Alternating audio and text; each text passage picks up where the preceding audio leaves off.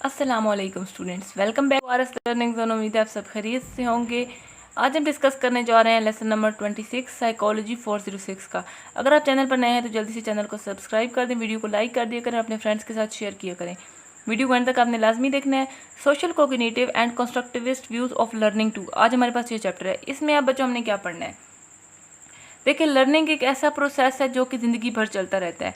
यहाँ पर हमने बंदोरा की थ्योरी और मॉडलिंग के बारे में पढ़ना है। तो जो सबसे पहले अल्बर्ट बंदोरा ने कहा कि जो इंसान है, human beings learn as a result of social factors, कि जो समाजी असरात होते हैं कि उसने कहा बंदोरा ने कि जो इंसान समाजी असरात सोशल फैक्टर्स की वजह से ही सीखता है। उन्होंने कहा कि जो उन्होंने मॉडलिंग को लर्निंग का एक बहुत इंपॉर्टेंट हिस्सा कहा। ठीक है, अब मॉडलिंग यहाँ पर क्या है? मॉडलिंग का मतलब क्या है?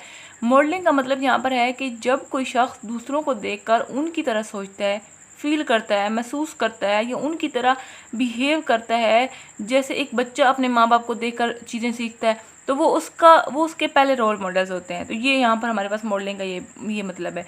अब देखें मॉडलिंग की अहमियत क्या है।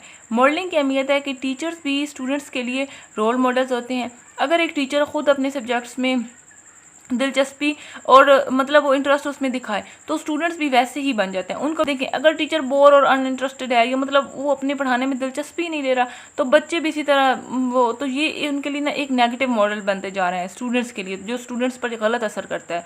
अब रिसर्च क्या कहती है? रिसर्च कहती है कि अच्छे मॉडल्स को देखकर स्टूडेंट्स बहुत कुछ सीखते हैं, और जितने ज़्यादा प्रैक्टिस और ऑब्जर्वेशन होती है उतनी ज़्यादा लर्निंग मजबूत होती है।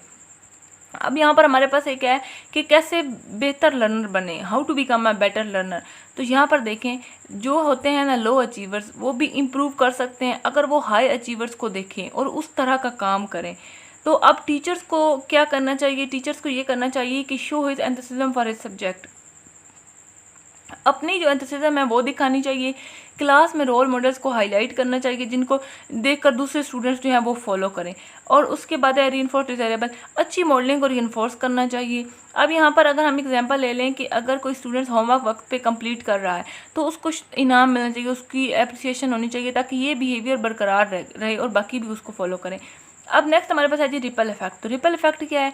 रिपल इफेक्ट का मतलब है कि जो एक स्टूडेंट्स अच्छा काम करता है तो दूसरे भी उसको देखकर वैसे ही काम करते हैं, यानी एक स्टूडेंट्स का अच्छा बिहेवियर पूरी क्लास में फैल जाता है, तो उसको हम क्या कहते हैं? उसको हम रिपल इफेक्ट कहते हैं।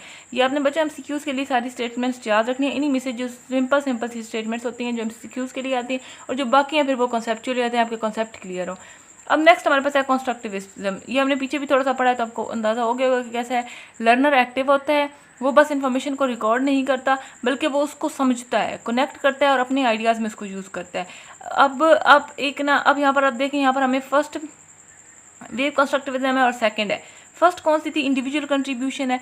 साइकोलॉजिकल कंस्ट्रक्टिविज्म या जो फर्स्ट वेव कंस्ट्रक्टिविज्म जो हमने पिछले चैप्टर में भी पढ़ी है, उस पे इंडिविजुअल लर्नर किस पे फोकस करता है? इंडिविजुअल लर्नर पे फोकस करता है।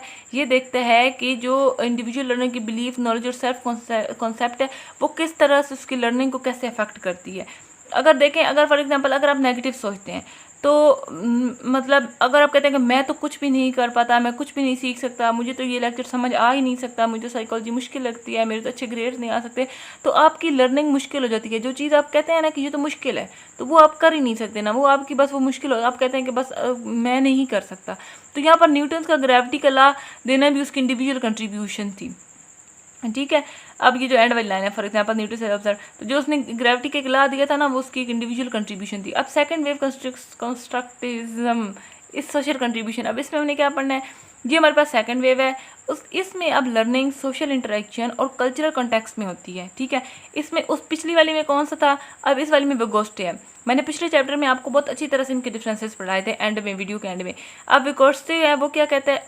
वो कहता है कि हम दूसरों से मिलकर और नए कल्चर में घुल मिलकर सीखते हैं। जैसे फॉर एग्जांपल अगर आप दूसरे मुल्क में जाते हैं तो वहाँ के कल्चर और लोगों से बहुत कुछ आपको नया सीखने को मिलता है। ये जी था सारा हमारा लर्निंग का एक कंप्लीट नज़रिया, जहाँ इंडिविजुअल और सोशल फैक्टर्स जो हैं वो दोनों ही इंपॉर्टेंट होते हैं। अब यहाँ पर हम देख लेते हैं कि जो हमारे इंपॉर्टेंट जो कॉन्सेप्चुअल क्वेश्चंस बन रहे हैं, वो जो बच्चों आपकी साइकोलॉजी में सीधी सीधी सी स्टेटमेंट्स हैं, डेफिनेशंस हैं, कितनी टाइप्स हैं, इस तरह की चीज़ें आपने मिस नहीं करनी, ज़रूर करनी है याद। देखिए, अब यहाँ पर हमारे पास जो क्वेश्चन एक बनेगा, अगर बंदोरा के नज़दीक मॉडलिंग का क्या मतलब है और ये लर्निंग में कैसे काम करती है, कैसे इंपॉर्टेंट होती है, कैसे इफेक्ट करती है। तो बंदोरा के मुताबिक मॉडलिंग का मतलब है कि ऐसी तब्दीलियाँ जो किसी शख्स के बिहेवियर, सोच या इमोशंस में होती हैं जब वो किसी दूसरे को ऑब्जर्व करता है, ठीक है। और ये लर्निंग का एक तरीका होता है जिसमें बच्चे या लर्नर किसी रोल मॉडल को देख कर ना नई स्किल्स सीखते हैं, जैसे टीचर्स हो गए, पेरेंट्स हो गए।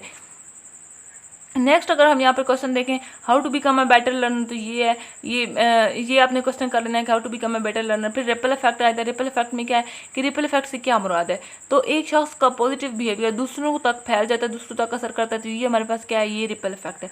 फिर हमारे पास आता है फर्स्ट वेव और सेकंड वेव कंस्ट्रक्टिविज्म। इसमें क्या फ़र्क है, तो फर्स्ट वेव जो है वो साइकोलॉजिकल कंस्ट्रक्टिविज्म है और उसमें ये इंडिविजुअल पर फोकस करती है, उसका फोकस इंडिविजुअल लर्नर है, उसकी नॉलेज, बिलीफ और सेल्फ कॉन्सेप्ट पर इंडिविजुअल के। इसका मतलब होता है कि लर्निंग एक इंडिविजुअल का पर्सनल प्रोसेस होती है, फर्स्ट वेव का मतलब। सेकेंड वेव जो है उसमें उसका फोकस होता है सोशल इंटरेक्शन और कल्चर पर।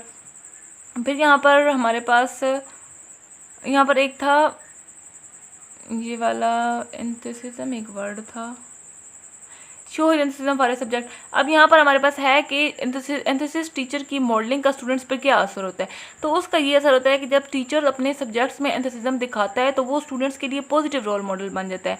रिसर्च के मुताबिक ऐसे टीचर्स के स्टूडेंट्स भी अपने सब्जेक्ट्स में ज़्यादा दिलचस्पी लेते हैं, ज़्यादा इंटरेस्ट लेते हैं, यानी टीचर का जो जज्बा होता है वो सीधा स्टूडेंट्स की लर्निंग को मोटिवेट करता है। तो ये था जी हमारा आज का लेसन। उम्मीद है आपको समझ आ गया होगा। अगर फिर भी कोई कन्फ्यूजन है तो आप कमेंट बॉक्स में पूछ सकते हैं। चैनल को लाजमी सब्सक्राइब कर दिया करें। मिलते हैं नेक्स्ट वीडियो में। मुझे अपनी दुआ में याद रखिएगा। अल्लाह हाफिज़।